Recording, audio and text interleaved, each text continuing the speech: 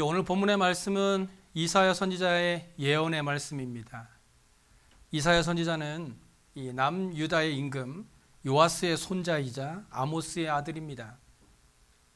그는 아수르의 침략으로 북이스라엘 왕국이 망해가고 남유다 왕국 내에서는 이 종교적 관용주의가 팽배해지면서 흉흉해진 시대를 살았습니다. 그래서 이 이사야서에 나타난 메시지는 대체로 암울하고 절망적이며 정의와 평화가 없어져가는 상황을 바라보면서 그런 이스라엘의 모습을 강력하게 비판하고 하나님의 심판을 경고하면서 동시에 미래에 열리게 될 새로운 세상, 그 정의와 공의의 위에 세워진 하나님의 나라에 대한 비전과 희망을 말하고 있습니다. 이사야는 히스기야 왕이 죽고 그 뒤를 이은 므낫세 왕이 아수르와 손을 잡으면서 이방 신에 대한 관용 정책을 펴게 되자 여기에 대항하다가 톱으로 허리를 잘려 죽는 처형에 처했다고 전해지고 있습니다. 그런데 이사야의 이 예언자적 메시지 안에는 우리의 가장 거룩한 신앙을 묘사하는 세 가지 성품이 들어있는 것을 발견할 수 있습니다. 먼저 이사야의 예언은 도덕적이며 윤리적입니다. 진실한 종교는 전능하신 하나님의 성품에 근거를 두고 있습니다. 사실 기독교 자체가 전능하신 하나님의 성품에 근거를 두고 있다라는 말이 이 오늘날에는 별로 중요하지 않는 것처럼 들리는데요. 왜냐하면 사람들은 보편적으로 기독교가 도덕적이고 윤리적인 종교라고 생각하고 있기 때문입니다. 하지만 이 이사야가 살던 시대에서 이런 말을 한다는 것은 믿을 수 없는 것을 선포하는 것과 다름이 없었습니다. 왜냐하면 그 시대의 종교와 도덕은 별개의 것이었기 때문입니다. 당시 시대의 종교와 도덕을 알아보기 위해 우리 이 시간 잠깐 고대 이집트의 신전을 방문해 봤다고 한번 상상을 한번 해볼까요? 여러분의 머릿속에 이 고대 이집트의 신전을 한번 떠올려 보시기 바랍니다. 이 고대 이집트 신전을 들어서게 되면 양옆은 높은 담으로 둘러싸여져 있고 그 내부에는 뜰이 있음을 보게 될 것입니다. 우리가 먼저 바깥쪽에 있는 뜰에 들어가게 되면 거기에는 제단이 있을 것이고 그 제단 위에서 번제가 드려졌을 것입니다. 그리고 번제단 옆에는 물대야가 있을 것이고 제사장이 그곳에서 손을 씻게 되죠. 물대야 뒤에는 성소가 있고 성소의 문을 통과하면 그 내부가 보입니다.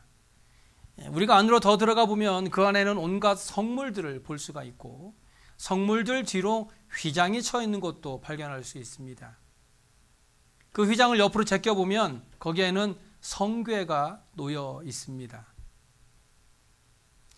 그러나 우리는 그 안에 있는 것을 보고 놀랄 거예요. 왜냐하면 이 고대 이집트인의 숭배의 대상은 황새, 악어, 고양이 또는 송아지 등이었기 때문에 고대 이집트들은 이런 이 동물들을 잡아서 제사를 지냈고 그로 인해서 자신들에게 안 좋은 것들은 지나가고 좋은 것만을 오기를 기도했을 것입니다. 이것이 고대 세계의 종교적 신앙의 심장입니다. 그렇다면 이제 우리 예루살렘의 여호와의 성전으로 한번 가봅시다. 유대인들의 이 성전 둘레에도 담이 높이 있을 것입니다. 그리고 그 안에는 성전 뜰이 있습니다. 이 고대 이집트 신전과 비슷하죠. 성전의 바깥뜰에는 제단이 있습니다. 이 제단 너머에는 물대야가 있고 제사장들은 여기에서 손을 씻게 됩니다. 이것도 비슷합니다. 그리고 그 다음으로 성소가 있고 안으로 들어가는 작은 문이 있습니다. 이 안으로 들어가면 성소 내부가 보이고 여기에 여러 가지 아름다운 성물들이 있습니다. 그리고 그 너머에는 휘장이 있는데 이것은 성소와 지성소를 구별하는 휘장입니다. 이것도 아주 비슷하죠. 하지만 이 고대 이집트 신전과 하나님의 성전이 다른 결정적인 것이 있는데 그것이 바로 법궤입니다. 이 성전 안에 있는 법궤 안을 들여다보면 살아계신 하나님께서 두 개의 돌판 위에 직접 손으로 쓰신 십계명을 볼 수가 있죠. 고대 이집트의 신전에서 볼 수 있는 것은 짐승을 잡아 죽였던 이 제단만 있었지만 하나님의 성전에서는 하나님께서 직접 기록하신 십계명이 들어있는 법궤가 있다는 것입니다. 이것은 하나님의 공의를 나타내고 사람이 하나님을 어떻게 섬겨야 하는지에 대한 지침이 있다는 것입니다. 그래서 우리가 가진 신앙은 긍휼이 많으시고 용서하시고 구원하시고 사랑하시는 하나님의 선물입니다. 우리 하나님은 구원하는 능력이 있으며 우리의 기도에 응답하실 수 있는 능력이 있습니다. 그래서 하나님의 마음은 언제나 우리를 향해 열려져 있고 하나님의 메시지는 언제나 회개와 용서 그리고 구원에 관한 것임을 우리는 알 수 있죠. 그래서 이사야 선지자는 이사야 1장 18절에 이렇게 말합니다.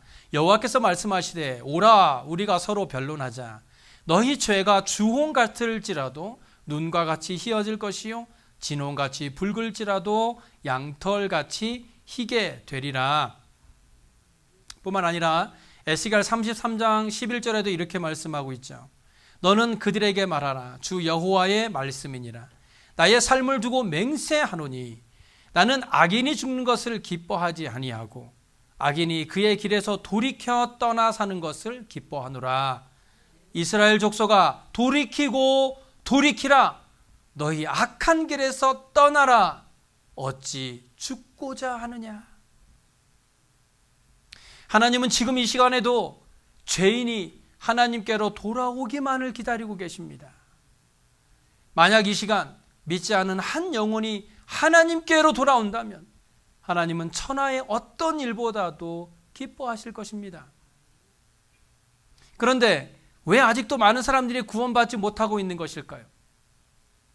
지금도 수많은 사람들이 죄 가운데 죽어가고 있습니다. 그래서 사람들은 생각하죠. 하나님께서 우리의 기도를 듣지 않으신다고. 하나님의 능력이 부족해서 그들을 구원하지 못하신다고. 하지만 오늘 본문에 분명하게 이렇게 말씀합니다.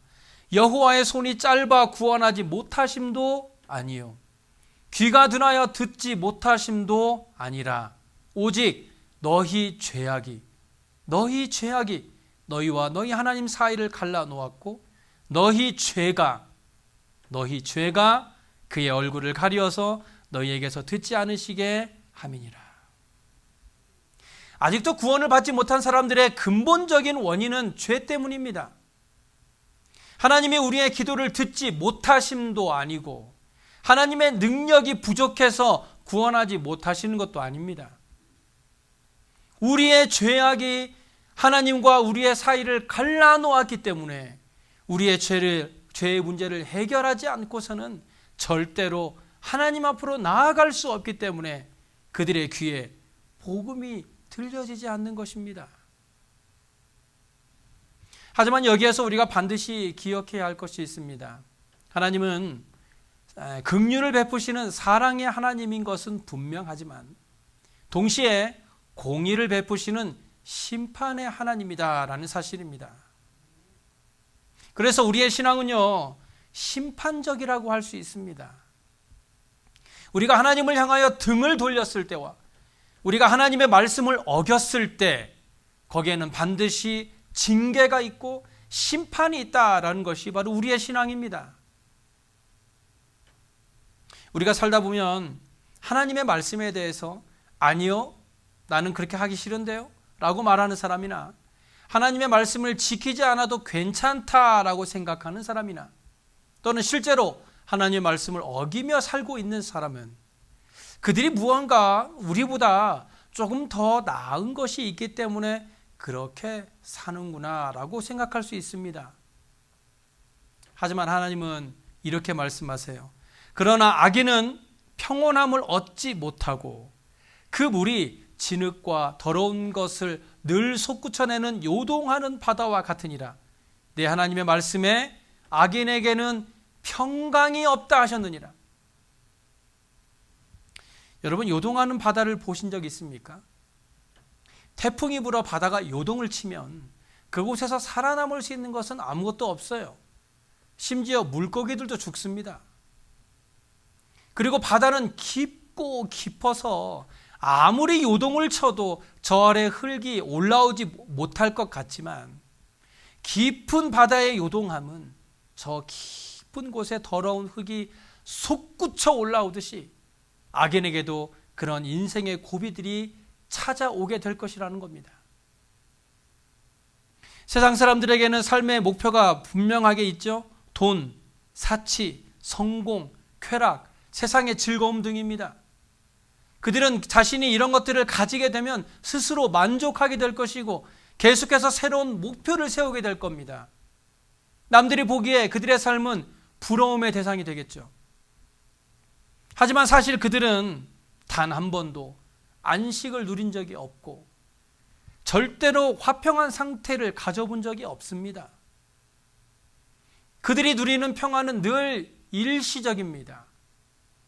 그 때가 지나고 나면 또다시 고민은 찾아옵니다. 손에 가지고 있는 것이 다 떨어지고 나면 다시 손에 쥐기 위해 세상으로 나아가 치열한 경쟁을 벌여야 하는 것입니다. 그들이 만약 지구를 다 가지게 되었다면 아마 다시 달과 별도 가지려고 하겠죠. 욕심이 끝이 없다는 거예요. 어떤 사람은 남의 칭찬을 탐하는 사람도 있어요. 다른 사람에게 칭찬을 받으면 이것은 자기 귀에 아름다운 음악처럼 들립니다. 그래서 작은 칭찬도 그로 하여금 더 큰 칭찬을 요구하게 되죠.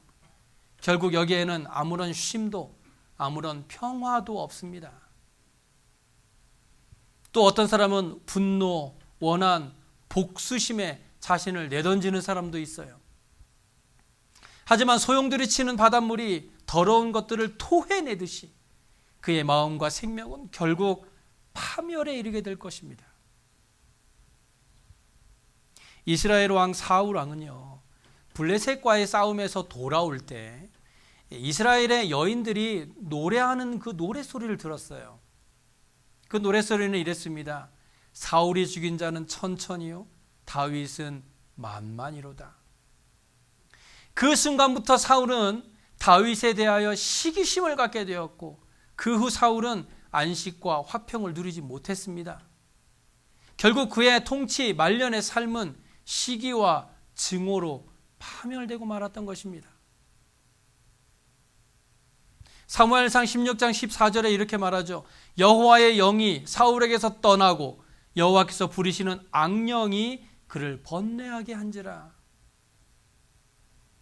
여호와의 영이 떠난 사람에게는 평안이 없습니다. 그들에게는 오직 번뇌와 근심과 두려움이 있을 뿐입니다. 보통의 사람들은 스트레스를 담배나 술로 다스리려고 합니다. 하지만 그런 것들로는 근본적인 마음의 평안을 얻을 수 없습니다. 잠시 잠깐 위로는 되겠죠.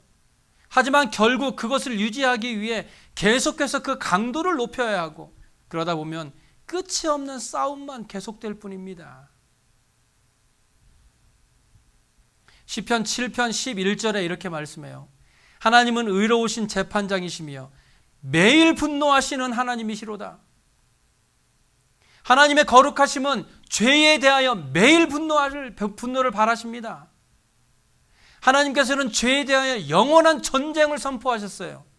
거기에는 타협이나 휴전이 결코 없습니다. 어떤 성도님들이 그렇게 생각할지도 모르죠. 나는 폭력을 행사하지 않아요. 나는 마약 중독자도 아니고 알코올 중독자도 아닙니다. 나는 법 없이도 사는 정직한 사람입니다. 아무리 이 세상에서 존경받을 만한 삶을 살고 있더라 하더라도 하나님은 이 사람도 역시 죄인이라고 말씀하십니다. 하나님은 법 없이도 사는 사람에게도 회개하라고 말씀하시고 그렇게 정직하게 세상을 사는 그 사람에게도 그리스도 안에서 신앙을 찾아야 한다고 말씀하십니다. 그가 누구라도 예수 그리스도를 믿지 않는 사람이라면 그가 누구든지 하나님의 심판을 피할 수 없다는 것입니다.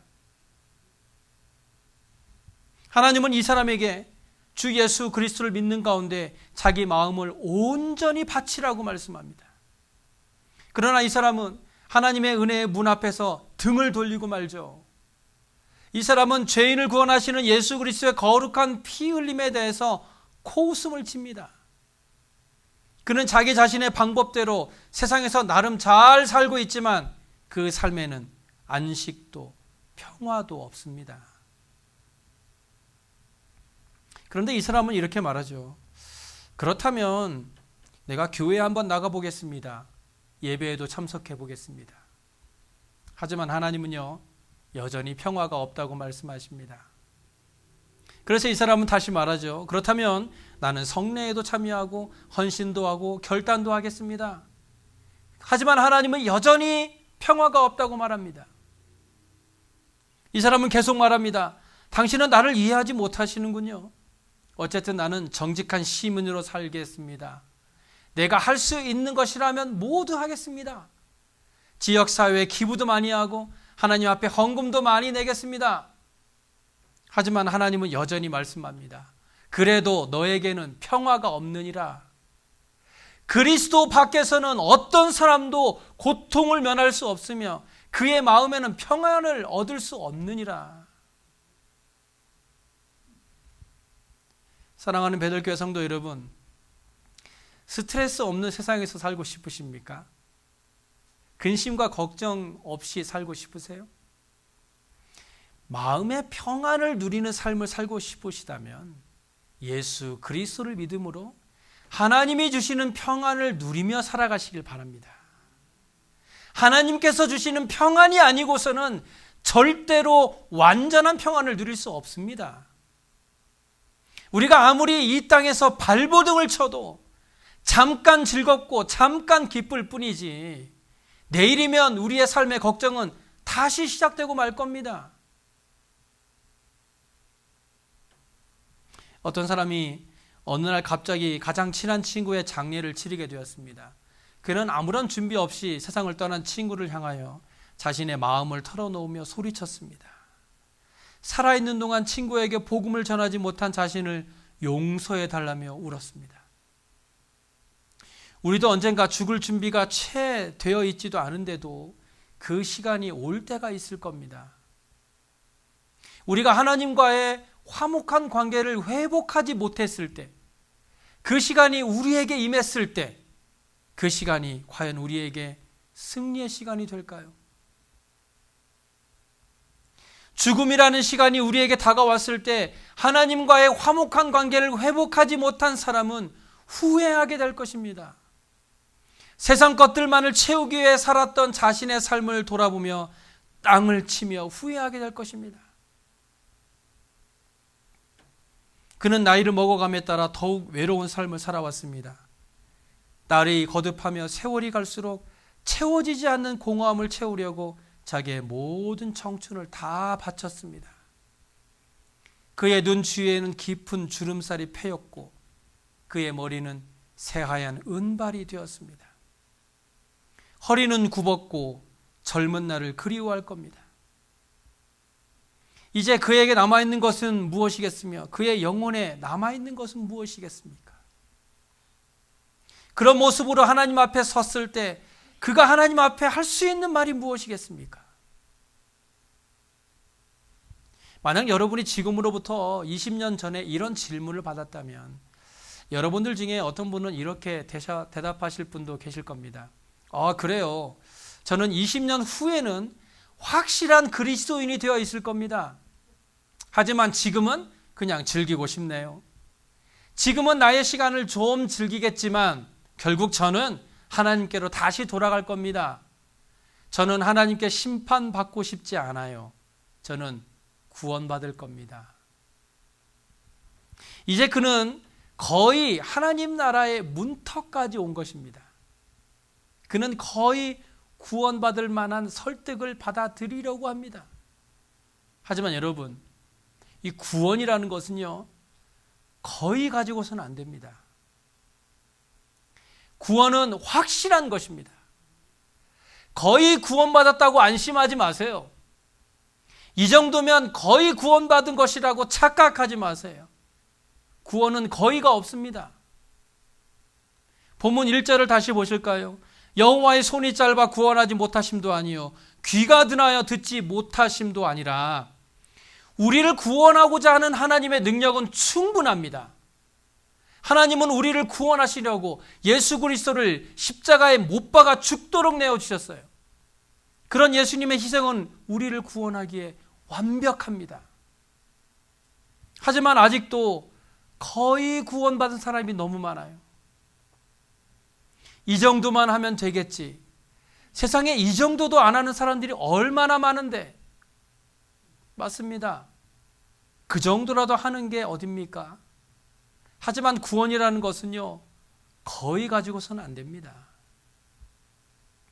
이 시간 확실한 구원의 은혜를 누렸으면 좋겠습니다. 우리를 구원하시는 하나님의 확실한 구원의 기쁨을 누리는 시간이 되었으면 좋겠습니다.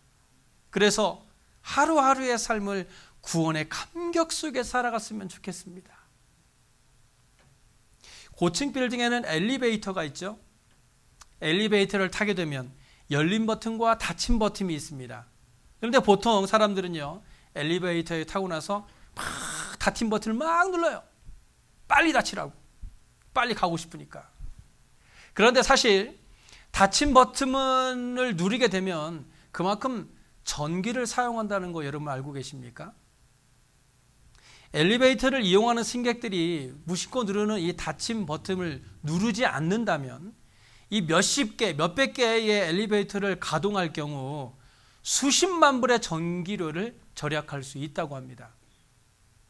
작은 실천이 이토록 많은 돈을 절약할 수 있다는 것이죠. 우리가 닫힌 버튼을 무심코 누르는 이유는 그것을 공짜로 이용하기 때문입니다. 누구나 엘리베이터는 공짜로 이용합니다. 사용료를 내는 사람은 없죠. 하지만 주인도 그럴까요? 주인은 우리가 공짜로 이용하는 엘리베이터를 위해서 엄청나게 많은 전기료를 지불해야 합니다. 우리에게는 공짜지만 주인에게는 공짜가 아닌 것입니다. 사도 바울은 우리가 구원받은 것이 공짜 은혜라고 말했어요. 거저 준 것이다. 누구나 예수 그리스도를 믿고 영접하기만 하면 아무런 대가 없이 구원을 받는다는 겁니다. 그러나 주인도, 구원의 역사를 이루신 하나님도 공짜였을까요? 우리가 공짜로 구원받도록 하기 위해 하나님께서는 엄청난 대가를 지불하셨습니다. 그것은 바로 하나뿐인 독생자를 우리를 위해 아낌없이 희생시키신 거예요. 고대 근동지방에는 죄수를 처형하는 십자가형이 있었습니다. 죄수를 십자가에 나무나 끈으로 매달아 놓은 뒤에 깊은 웅덩이를 파고 그곳에 십자가를 세워서 그저 기진맥진하게 만들어서 죽이는 방법이에요. 개인에 따라 다르지만 어떤 죄수는 일주일 동안 십자가 위에 달려 있었다고 합니다. 몇 번이나 까무러졌다가 살아나고 또 까무러지고 생사의 갈림길에서 죽음의 연습을 계속하다가 급기야는 숨이 떨어져서 죽는 아주 무서운 형벌입니다. 그런데 이 죽음을 우리 구주 예수님께서 당하신 겁니다. 우리의 죄를 대속하시려고 우리 주님께서 십자가를 지시고 십자가 위에서 죽음을 당하신 거예요. 이 십자가 처형은 성난 군중의 성화에 못 이겨 본디오 빌라도가 허락을 한 것이지만 엄밀히 따지자고 보자면 하나님께서 계획하신 것입니다. 우리의 죄가 너무 중하고 도저히 우리 힘으로는 구원받을 수 없으니까 하나님께서 역사 속에 내려오셔서 십자가의 처형을 계획하신 것입니다. 말로써 온 천지를 지으신 하나님이지만 사랑이라는 것은 대가를 지불하리라는 것을, 그 사실을 보여주기 위해 독생자를 십자가에 매달기까지 우리를 사랑하신 것입니다.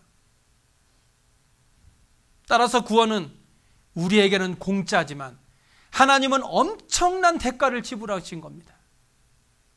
그의 하나밖에 없는 아들을 십자가에 죽이기까지 우리를 사랑하시며 구원하신 것입니다. 이런 사랑을 받은 우리가 어찌 감사하지 않을 수 있습니까?